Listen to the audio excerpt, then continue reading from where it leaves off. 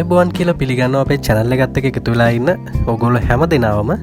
එහෙනම් අපි අද බලන්න යන්නේ කොහොමද හරියටම ටෙරාරියම් එකක් කරගන්නේ කියලා.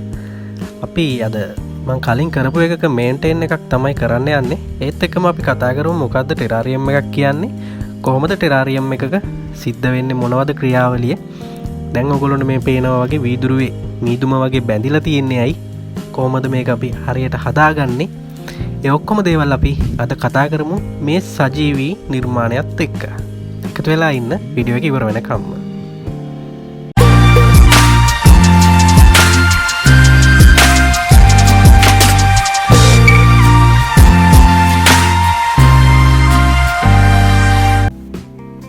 මම ඔයගොල්ලන්ට මුලින්ම පෙන්නන්නම් අපිට මොනවද ඕන වෙන උපකරණ මෙන්න මේ මගේ දැන් හදලා තියෙන ටෙරාරියම් එක මේන්ටේන් කරන්න. එහෙම නැත්නම් මේක ටිකක් පිරිසිදු කරගන්න අලුත් කරන්න මොනවද මට ඕන වෙන උපකරණ. ඔයගොල්ලන්ට පේනවා ඇති රෙදි කෑල්ලක් ඔතා ගනිපු පොඩි ලී කූරක් තියෙනවා. ඒ වගේම මේ වගේ පොඩි ට්විසර් එකක් තියෙනවා. ඊළඟට මම සාමාන්‍ය පුංචි කතුරක් පාවිච්චි කරනවා. මේ වගේ පත්තර කොළ කෑල්ලක් පාවිච්චි කරනවා. තාම සරල උපකරණ ටිකක් තමයි පාවිච්චි කරන්නේ. ඔයගොල්ලෝ දකින්න ඇති මේ ටෙරාරියම් එකේ ඉස්සරහා මීදුරුවේ වතුර බැඳිලා තියෙනවා. ඇයි කියලා මම කියන්නම් එහෙම වතුර බැඳෙන්නේ අපි මේ ඇතුලේ නිර්මාණය කරලා තියෙන්නේ ශුද්‍ර පරිසර පද්ධතියක්. ඒ කියන්නේ මයික්‍රෝ ඉකෝසිස්ටම් එකක් තමයි මෙන්න මේ පුංචි වීදුරු පෙට්ටිය ඇතුලේ දැන් අපිට බලා ගන්න පුළුවන් වෙන්නේ. ඒ කියන්නේ අපේ සාමාන්‍ය ස්වභාවික පරිසරයේ සිද්ධ වෙන ජල චක්‍රයේ සිද්ධ වෙන නිසා තමයි මේ අපි පසේ තියෙන වතුර වාෂ්ප වෙලා මේ විදිහට වීදුරු වල බැඳෙන්නේ. අන්නේ බැඳිච්ච වතුර තමයි මේ විදිහට වීදුරුවේ තියෙන්නේ. ඊට පස්සේ මම කතා කරන්නේ කාබන් ඩයොක්සයිඩ් චක්‍රය. කාබන් ඩයොක්සයිඩ් චක්‍රයත් සාමාන්‍ය පරිසරයේ සිද්ධ වෙන විදිහටම මේ අපේ පුංචි වීදුරු කුටීරය ඇතුලේ සිද්ධ වෙනවා. ඒ කියන්නේ රැට මේගොල්ලෝ ඉවත් කරන කාබන් ඩයොක්සයිඩ් අපහු දවල්ට මේගොල්ලොන්ගේ ප්‍රභා සංශ්ලේෂණ කටයුතු වලට අරගන්නවා. ඒ වගේම තමයි ඔක්සිජන් චක්‍රය. ඊට පස්සේ ප්‍රභා සංශ්ලේෂණ ක්‍රියාවලියත් මේක ඇතුළෙම සිද්ධ වෙනවා. ඊළඟට පාංශු ජීර්ණය, පස නිෂ්පාදනය, පස නිර්මාණය වීම. මෙන්න මේ වගේ සාමාන්‍ය ස්වභාවික පරිසරයේ සිද්ධ වෙන සියලුම ක්‍රියාවලීන් මෙන්න මේ පුංචි වීදුරු පෙට්ටිය ඇතුලේ සිද්ධ වෙනවා. ඔයගොල්ලෝ දැක්කා මම දැන් කලින් කොහොමද මේකේ වීදුරුව පොඩ්ඩක් ක්ලීන් කරගත්තා. දැන් ඔයගොල්ලන්ට පේනවා මම මේක ඉහළින් වහලා තිබුණ වීදුරුව අයින් කරනවා. ඒකේ තිබිච්ච වතුරත් අපි ආපහු අපේ නිර්මාණය ඇතුළටම දාගන්නවා. දැන් ඔයගොල්ලන්ට පැහැදිලි ඇති මම වීදුරුවේ තියෙන බැඳිලා තිබිච්ච මීදුම පොඩ්ඩක් පිහදලා මම අයින් කරගත්තා. ඒත් එක්කම ඔයගොල්ලෝ දැන් ඇතුළ පොඩක් පැහැදිලිව හොඳට පේනවා ශාක වර්ධනය වෙලා තියෙන ආකාරය. මම ඔයගොල්ලන්ට කිව්වා මේකෙදි ඇතුළෙන් පස නිර්මාණය වෙනවා කියලා. ඒ පස නිර්මාණය වෙන්නේ මේක ඇතුළෙම තියෙන ශුද්‍ර ජීවී ක්‍රියාකාරීත්වය නිසා. ඒ කියන්නේ සාමාන්‍ය පරිසරයේ පසේ ඉන්න ශුද්‍ර ජීවීන්ම මේ ඇතුළේ තියෙන පසෙත් ඉන්නවා. ඒ හින්දා මේකේ මැරුණු ශාක කොටස් සහ මේ පසේ තියෙන කොටස් ජීර්ණය වෙලා හොඳ පෝෂදායී පසක් මේකේ නිර්මාණය වෙනවා. මේ ශාක වලට වර්ධනය වෙන්න පහසු වෙන විදිහේ.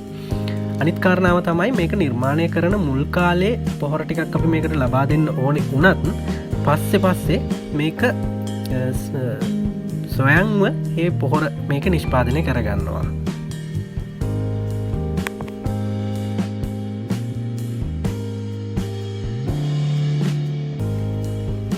වීදුරුව පිරිසුදු කරගත්තට පස්සේ මෙන්න මේ විදිහට තමයි අපේ නිර්මාණය එහෙමත් නැත්නම් ශුද්‍ර පරිසර පද්ධතිය ශුද්‍ර වනාන්තරය අපිට බලා ගන්න පුළුවන් වෙන්නේ මෙන්න මේ පොඩි වීදුරු පෙට්ටිය ඇතුලේ තියෙන.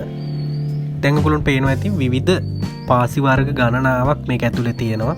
ඒ වගේම මීවන ශාක වගේ තවත් කුඩා පැලෑටි කීපයක්, ඒ වගේම දිරා ගියපු කොට කැබලි කීපයක්.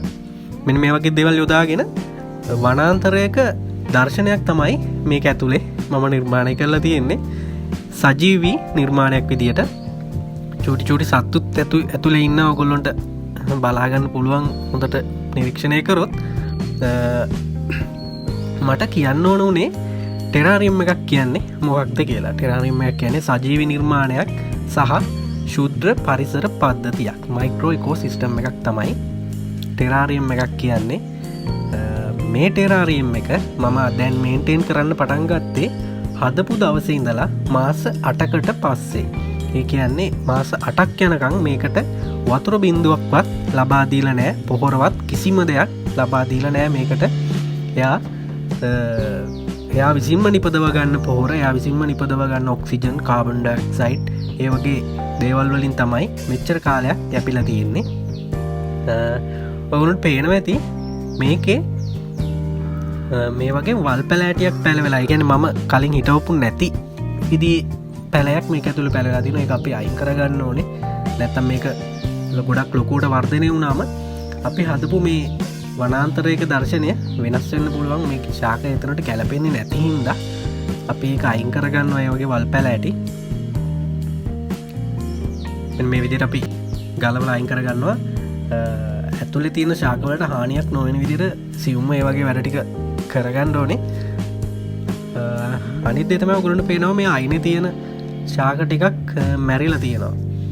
අපි ස්වභාවික පරිසරය ගත්තත් සමහර තැන්වල සමහර පැලෑටි කාලයක් ගියාම කාලය අවසන් වුණාම මේවා මැරෙනවා. මෙතනත් ඒ වගේ තමයි ශාකයේ මුල් කොටස් ටික මැරිලා තියෙනවා. ඒ ශාකය දිගට වර්ධනය වෙලා එක් පැත්තක් විතරක් දැන් මැරිලා. අපි මේ කොටස් ටික අයින් කරගන්නවා කපලා. අපිට පුළුවන් මේවා කුඩාවට කපලා ආපහු මේක ඇතුළටම දාන්න පුළුවන් පොහොර වෙන්න. නැත්තම් අපිට අයින් කරන්නත් පුළුවන්. ඇතුළේ කූඹි එහෙම ඉන්නවා. මෙන්න මේ විදිහට තමයි අපි මැරුණු ශාක කොටස් ටික කපලා ඉවත් කරගත්ත. දැන් මෙතන දැන් පොඩි හිස්තැනක් වගේ තියෙනවා. අපි බලාපොරොත්තු වෙනවා මෙතන මේ විදිහටම තිබුණත් ටිකක් කල්ලේ යද්දි එතන ශාක වර්ධනය වෙනවා. මේ තියෙන අපි ඉවත් කරගත්ත කොටස් ටික. ඒ වුණාට අපිට මේක ටිකක් ඉක්මනින් ලස්සන කරගන්න ඕන හින්දා මම බලාපොරොත්තු වෙනවා මං කලින් එකතු කරගන්නපු මගේ ගාව තියෙන එක එක පාසි වර්ග කීපයක් වගේ කලෙක්ෂන් එකක් තියෙනවා. අන්න එතනින් මෙතනට ගැලපෙන පාසි කොටස් කීපයක් අරගෙන මේ නිර්මාණය කරගන්න. මේ තියෙන මං එකතු කරගන්නපු ඒ වගේ පාසි වර්ග මං රෝපණය කරන පාසි වර්ග මේවා මං එක එක තැන් වලින් යනකොට අහුණාම අරගෙන ඇවිල්ලා මේ වගේ පොඩි ප්‍රොපගේටර් වල මේවා වර්ධනය කරගෙන තියෙන්නේ. මේ වගේ පාසි වර්ග ගණනාවක් මගේ ළඟ තියෙනවා. මම මේ වගේ පාසි පාවිච්චි කරලා අතන අපේ ටෙරාරියම් එකේ අඩුපාඩු ටික හදාගන්න බලාපොරොත්තු වෙනවා. මේ තියෙන ඒ වගේ තවත් වගේ පාසි එකතු කරපු ටිකක් මෙන්න මේ පාසි ටික පාවිච්චි කරලා අපි අරගේ අඩුපාඩු ටික දැන් හදාගමු. අපේ හදාගෙන තියෙන ටෙරාරියම් එකේ ඉතුරු වැඩ ටික. ඇත්තටම ඔයගොල්ලෝ නගරාසන්නව ඉතාම කාර්යබහුල ජොබ් එකක් කරන කෙනෙක් වෙන්න පුළුවන්. කම්පියුටර් එකක් ඉස්සරහා වාඩි වෙලා බොහොම මානසික පීඩනකින් යුතුව රැකියාවක් කරන කෙනෙක් වෙන්න පුළුවන්.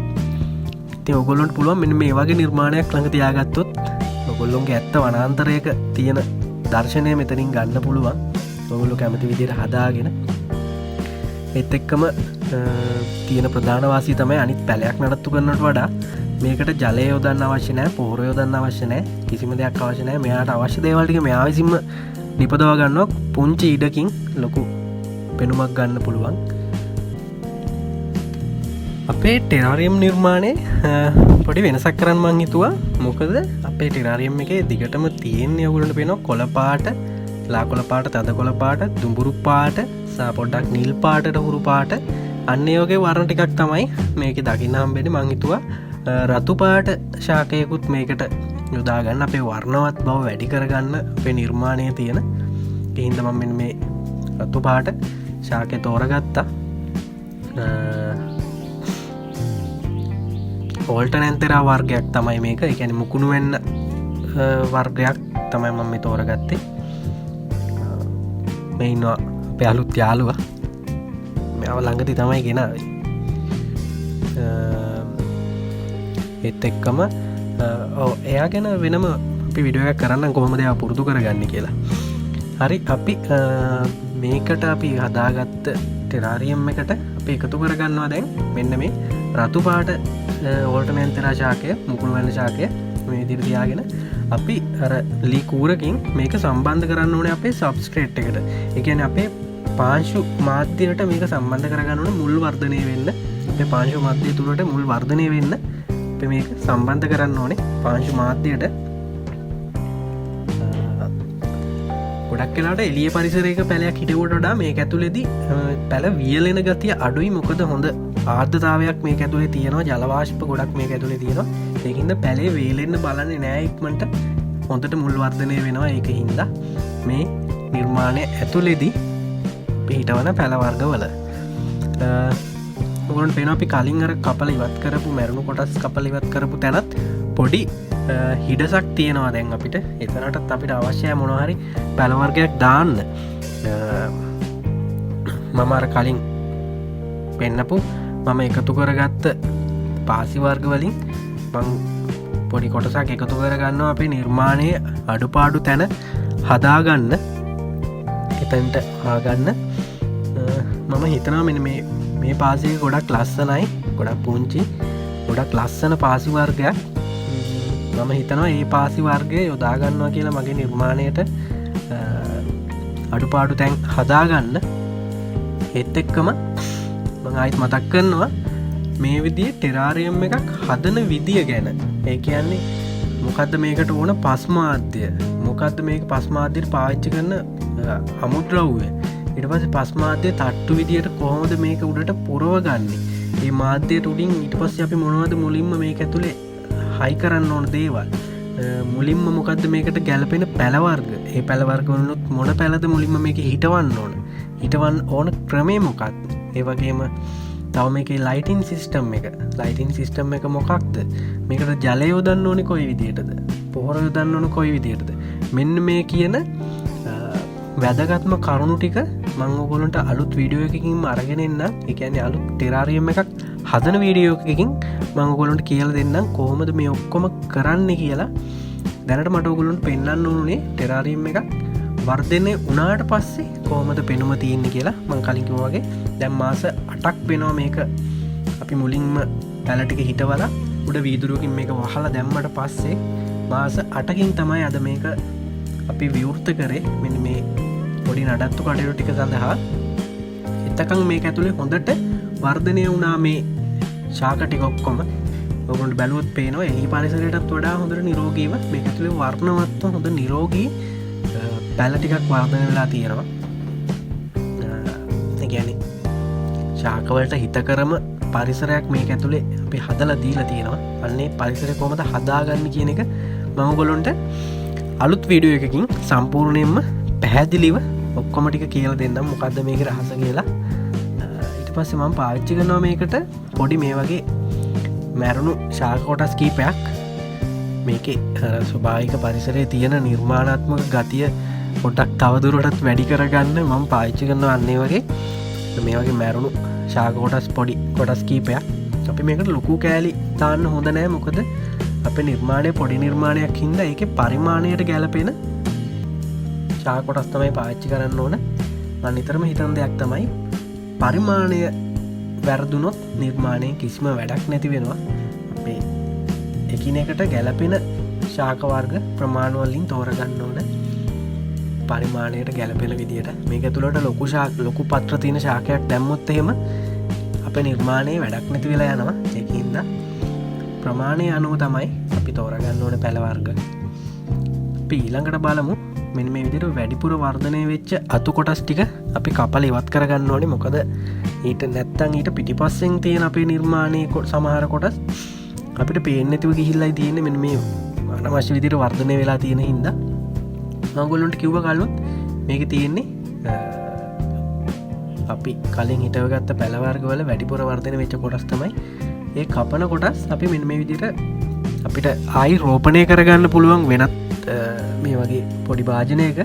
එතකොට අපිට පුළුවන් මේවා අපි අලුතෙන් හදන අනිත් ටෙරාරියම් එකට පැල විදිහට පාවිච්චි කරන්න. මම පෙන්නන්නම් ඔයගොල්ලන්ට මේ පැල ටිකම එතෙන්ට ගන්න විදිය. මේ විදිහට අපි වැඩිපුර තියෙන කොටස් ටික කපලා අයින් කරගන්නවා. අපේ නිර්මාණය පැහැදිලි කරගන්න. වෙනවා මේ මුල් හොඳට යටට වායව මුල් විදියටත් වර්ධනය වෙලා තියෙන්නේ. ජල වාෂ්ප සහිත පසක් හින්දා යට තියෙන පාසි කොටසටත් ඒ මුල් වර්ධනය වෙලා අපි මේ මුල් කපලා මේ කොටස් ටික ඉවත් කරගන්න ඕනේ. වායව මුල් විදියට ඒ ශාකය ඔයගොල්ලන්ට පේනවා හොඳට වර්ධනය වෙලා තියෙනවා මුල් වර්ග. මෙන්න මේ ශාකයේම තව රතු පාට පත්‍ර තියෙන පැලයක් තියෙනවා. මම ඊළඟ වීඩියෝ එක වෙනකොට මේ පැලෙකුත් හොයාගන්නම් අපේ අලුත් ටෙරාරියම් එකට රතු පාට පත්‍ර තියෙන ඔය ශාකයේම කොටසක් අපි හොයාගමු අපේ ඊළඟ නිර්මාණයට. මෙන්න මේ විදිහට අපි අනවශ්‍ය කොටස් ටික ඔක්කොම කපලා වැඩිපුර තියෙන කොටස් ටික අපේ නිර්මාණය පැහැදිලි වෙන විදිහට කපලා ඉවත් කරගන්නවා. මම කිව්වා කලින් මේකේ තියෙන්නේ සජීවී පසක් කියන එක. මම ආයෙ මතක් කරනවා ඔයගොල්ලන්ට බැලුවොත් සමහර තැන්වල පේනවා ඇති පොඩි කූඹි, ඒ වගේ පොඩි මකුළුවෝ, ඒ වගේ පොඩි අනිත් පාංශු ජීවීන් පොඩි පොඩි සත්තු මේක පුරාම තැන් තැන්වල ඉන්නවා. ඒගොල්ලෝ නිසා තමයි මේ පස ජීර්ණය වෙන්නේ. ඊට පස්සේ අපිට ඇසට නොපෙනෙන ශුද්‍ර ජීවීන් මේක ඉන්නවා. බැලුවොත් ටිකක් විශාල ජීවීනුත් මේක ඉන්නවා. ඔයගොල්ලන්ට බලා ගන්න පුළුවන් සාමාන්‍ය පරිසර පද්ධතියක පෙනුම සහ ක්‍රියාකාරීත්වය හරියටම මෙතන ඇවිල්ලා තියෙන්නේ අපේ නිර්මාණය ඇතුළට.